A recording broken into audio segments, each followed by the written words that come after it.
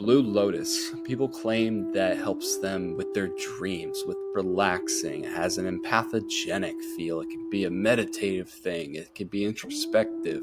I think all of those things are true, but I think one of the most underrated, under-talked about aspects of Blue Lotus is the utilization of it as an aphrodisiac, as a tool to enhance connection and intimacy. And there's a lot of interesting sort of physiological, pharmacological reasons why that may be happening, why people may be reporting that we're going to break down today in this episode.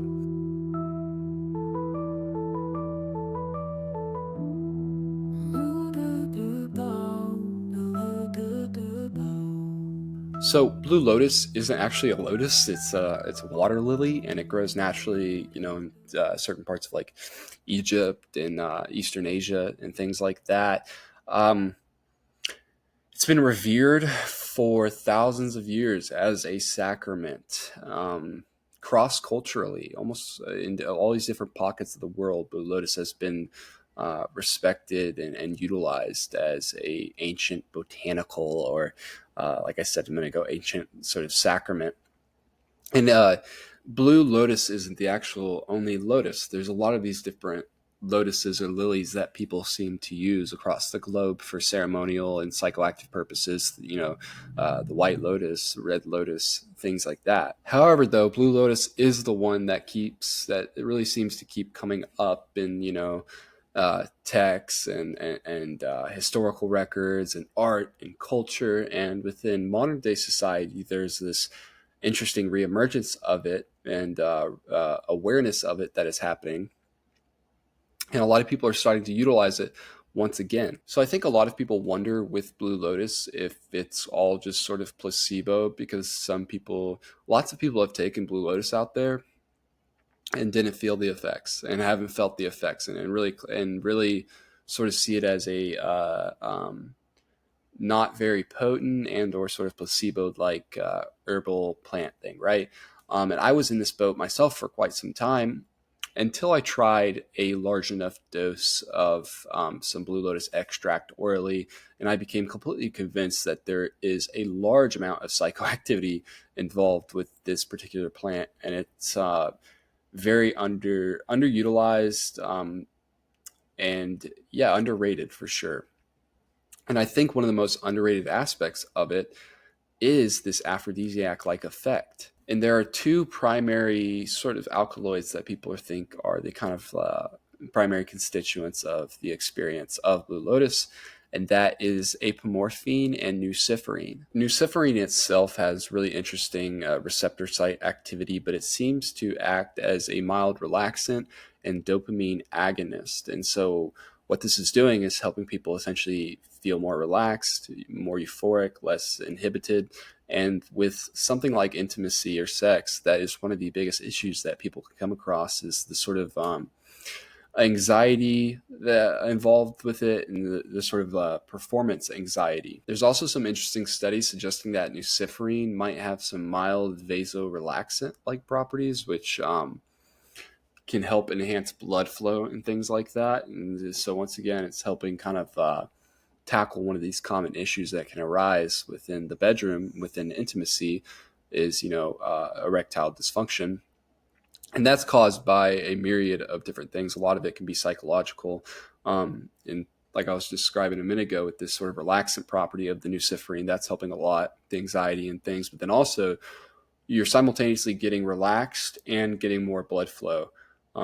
So you can kind of imagine here how this might help somebody within intimacy. Now, apomorphine is also acting on your dopamine and a bunch of other receptor sites, but it looks like a lot of the activity is happening around dopamine.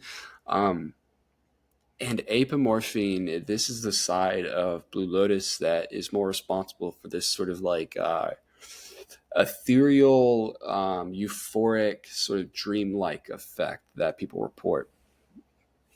At least they theorize that this alkaloid is mostly responsible for that aspect of it.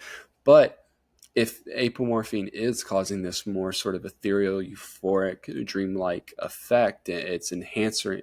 People report that it, sort of enhances your sensory input.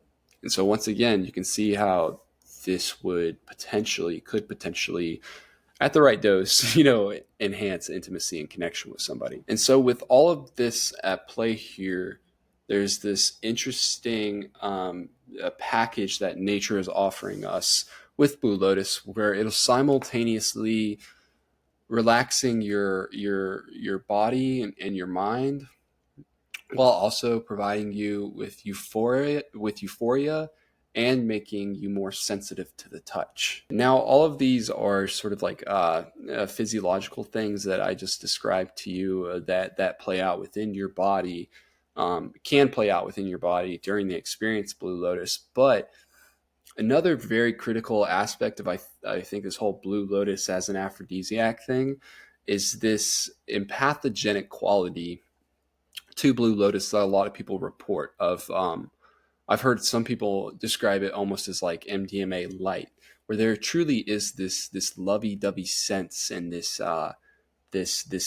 even without sex or intimacy being involved, this deepening of connections with others. And a lot of issues that can arise within people's sex lives can revolve, around some of these physiological things that I was mentioning earlier, like, it's hard for me to relax, performance anxiety, erectile dysfunction, bad blood flow, all sorts of reasons, physiological reasons that could hinder or really dampen that experience.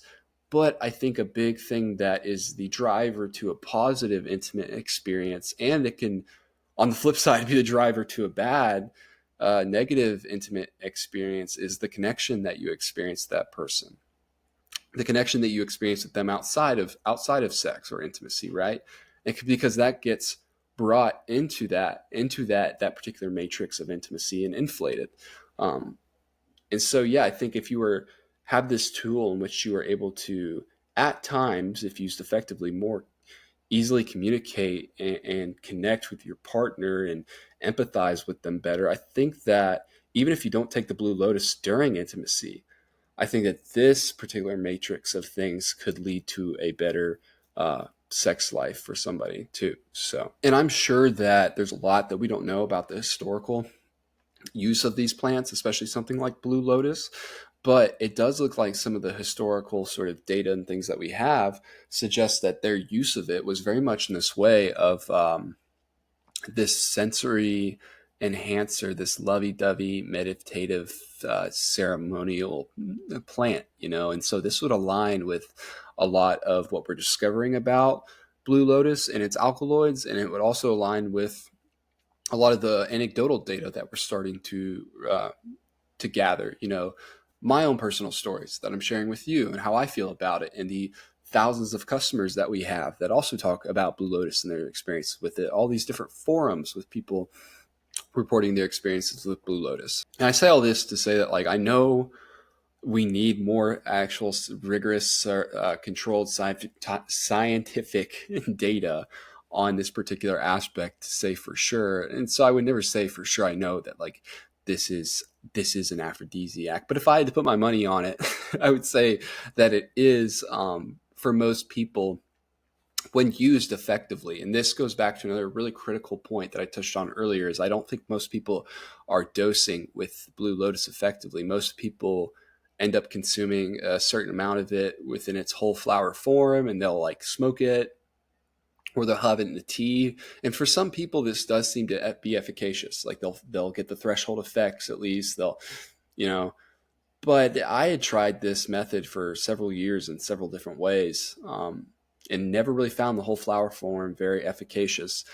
But like I said, once I took some Blue Lotus extract orally, it completely changed the game for me, and really kind of convinced me that there was more to this plant that I needed to uncover. And this whole sort of enhancing of intimacy and connection that I described, one of my favorite aspects of Blue Lotus is that it seems to bring this empathogenic MDMA light twist, whatever it is, to almost any experience that you synergize it with. And what I mean is that Blue Lotus is one of my favorite tools to synergize with meditation.